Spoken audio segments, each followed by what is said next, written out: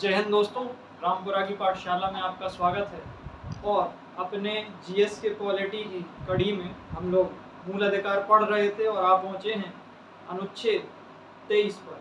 कल हमने अनुच्छेद 22 तक कंप्लीट किया। अनुच्छेद 19 में हमने वाक्य में व्यक्ति की स्वतंत्रता देखी। 20 में हमने देखा कि कार्योत्तर विधियों से संरक्षण, दोहरे दंड से मुक्ति, एक ही सजा के लिए 2 बार दंडित नहीं किया जाएगा, एक ही क्राइम के लिए। ठीक, आत्म अभिशंसा से मुक्ति। 21 में हमने जीवन, प्राण एवं दैहिक स्वतंत्रता का अधिकार देखा, जिसके अंतर्गत गरिमापूर्ण अधिकार और उसके अंतर्गत अनेक अधिकार देखे। 21 का में हमने शिक्षा का अधिकार देखा, जो कि 86वें संविधान संशोधन अधिनियम 2002 से आया था। ठीक, और इसके बाद हमने अनुच्छेद 22 देखा, जो कि हमें गिरफ्तारी की दशा में तमाम प्रकार के संरक्षण प्रदान करता था, जैसे कि गिरफ्तारी का कारण जानने का अधिकार, अपने पसंद के वकील से परामर्श एवं उसके द्वारा बचाव का अधिकार, 24 घंटे के भीतर निकटतम मजिस्ट्रेट के सामने पेशी, अन्यथा आपकी गिरफ्तारी अधिकृत नहीं की जाएगी। निवारक निरुद्ध भी देखा था कि 3 माह से ज़्यादा निवारक निरुद्ध में नहीं रखा जाएगा बिना हाईकोर्ट के जज की परमिशन के। मतलब एक ऐसा बोर्ड जो कि हाईकोर्ट के जज की अध्यक्षता में गठित होगा, उस बोर्ड की परमिशन के बिना आपको निवारक निरुद्ध में नहीं रखा जाएगा। तो अब आगे बढ़ते हैं और शुरू करते हैं अनुच्छेद 23। अनुच्छेद 23 और 24 शोषण के विरुद्ध अधिकार के अंतर्गत आते हैं। और अनुच्छेद 23 हमारा बलात् श्रम, बलात् मतलब आप समझे ना, बलपूर्वक अगर कोई श्रम कराए तो बलात् श्रम का निषेध करता है, जिसके अंतर्गत बंधुआ मजदूरी, बेगार, मानव दुर्व्यापार आदि आता है। मानव दुर्व्यापार मतलब मानव की देह का व्यापार, जिसमें आप देखते होंगे समाज में ऐसे वहशी तत्व मौजूद हैं। आज भी कोलकाता रेप की घटना तो अभी हाल ही में ताज़ा हुई है।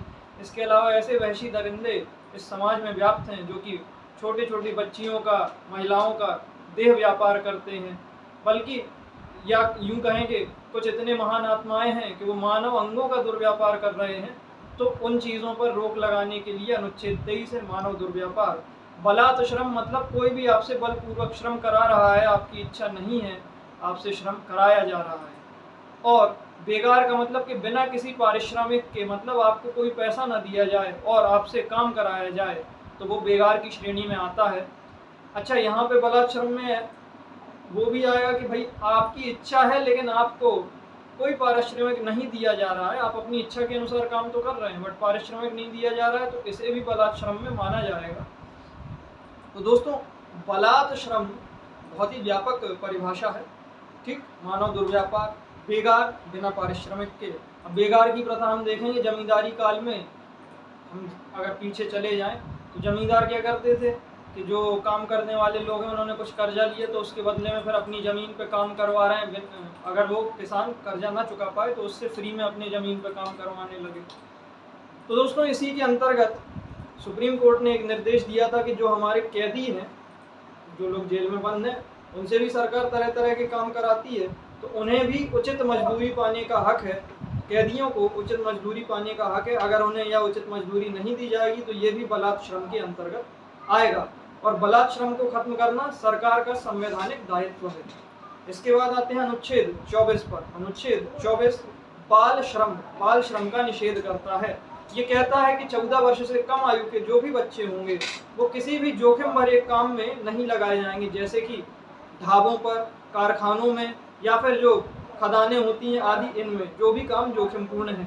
इसके अलावा उन्हें पारिवारिक व्यवसाय में हाथ बटाने की छूट दी गई है, पर सरकार ने यह निर्देशित कर रखा है कि वह केवल स्कूल के घंटों के बाद ही पारिवारिक कार्यों में हाथ बटा सकते हैं। टीवी इंडस्ट्री में आप देखते होंगे बाल कलाकार काम करते रहते हैं, अनेक कार्यक्रमों में आपने देखा होगा, फिल्मों में देखा होगा। तो इनके लिए कोर्ट ने नए दिशा निर्देश जारी किए थे, जिसके अंतर्गत कोई भी कलाकार केवल और केवल स्कूल के घंटों के बाद काम करेगा और 5 घंटे से अधिक काम नहीं करेगा। इसके अलावा एक बार में उसे 3 घंटे से अधिक काम नहीं करवाया जा सकता है। एक बार में उससे 3 घंटे से अधिक काम नहीं करवाया जा सकता है। इसके अलावा अगर हम देखें तो यहाँ पे माता पिता को भी दंडित करने का प्रावधान है। अगर माता पिता उसे किसी जोखिम भरे कार्य के लिए अनुमति दे देते हैं, 14 वर्ष से कम उसकी आयु है, तो ऐसी दशा में कोर्ट माता पिता को भी दंडित करेगा। क्यों? क्योंकि उस बालक को तो समझ थी नहीं, आपको तो पूर्ण समझ थी, फिर भी आपने इस कानून का उल्लंघन किया, तो ऐसे में इनको दंडित करने का भी प्रावधान बनाया गया है। तो दोस्तों ये रहा अनुच्छेद 24 तक का कार्यक्रम अपना। अब अनुच्छेद 25 पर आते हैं। अनुच्छेद 25 से 28 आपको याद होगा तो धार्मिक स्वतंत्रता की बात करते हैं। अनुच्छेद 25 से 28 धार्मिक स्वतंत्रता, धार्मिक स्वतंत्रता, धार्मिक स्वतंत्रता। सबसे पहले अनुच्छेद 25 क्या कहता है? धर्म को अबाध रूप से, पता नहीं आवाज कहां से आ रही है।